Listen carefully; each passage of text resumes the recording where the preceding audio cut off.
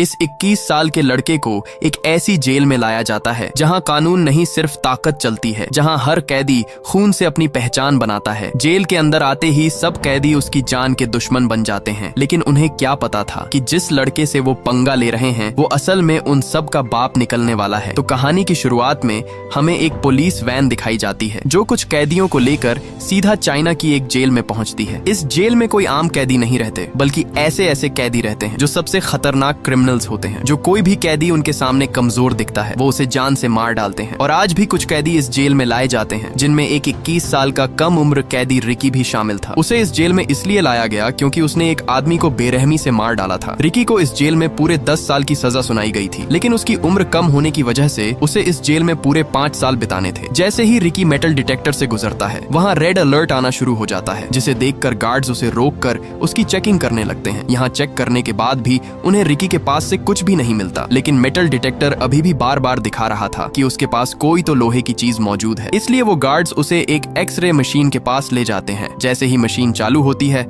तो वहाँ उसके सीने पर एक नहीं बल्कि पूरी की पूरी 5 गोलियां फंसी हुई थीं, और इन्हीं गोलियों को मशीन डिटेक्ट कर रही थी। ये देखकर वहाँ मौजूद गार्ड्स एकदम से चौंक जाते हैं कि भला ऐसे कैसे हो सकता है कि एक आम इंसान के सीने के अंदर 5 गोलियां फंसी हों, लेकिन फिर भी वो बिल्कुल सही सलामत खड़ा हो। वो गार्ड उससे कहता है कि तुमने इन गोलियों को निकलवाया क्यों नहीं। आगे से रिकी उसे बताता है कि ये गोलियां मेरी बॉडी के लिए एक पावर है, इसलिए मैंने इन्हें नहीं निकाला। फिर हमें दिखाया जाता है कि यह जेल असल में 4 अलग अलग ब्लॉक्स में बटी हुई है, और हर ब्लॉक पर एक खतरनाक कैदी का राज होता है। ये चारों अपने अपने हिस्से के बादशाह होते हैं, जो चाहे करते हैं, जिसे चाहे सजा देते हैं। हर सेल का लीडर अपने इलाके में किसी को सांस भी अपनी मर्जी से लेने नहीं देता, और जेल का हर एक कोना डर, खून और जुल्म से भरा हुआ है। सुबह होते ही सब अपने कामों में लगे हुए थे। तभी वहाँ एक कैदी आता है जिसका नाम सैमुअल था, जो वेस्ट ब्लॉक का लीडर था। वह आते ही वहाँ एक बूढ़े कैदी विंग को पीटने लगता है, क्योंकि उसने उसका कहना नहीं माना था, इसलिए वह उसे वहाँ पीट डालता है। दरअसल ये आदमी अपनी पूरी जिंदगी इस जेल में बिता चुका था, और उसे इस जेल से बाहर जाने की कोई भी उम्मीद नहीं नजर आ रही थी, क्योंकि उसे पता था कि वो इन जालिम और बेरहम कैदियों के बीच ज्यादा देर तक जिंदा नहीं बच पाएगा। इसलिए उसने जेल में ही एक छोटा सा खिलौना अपने बेटे के लिए बनाया,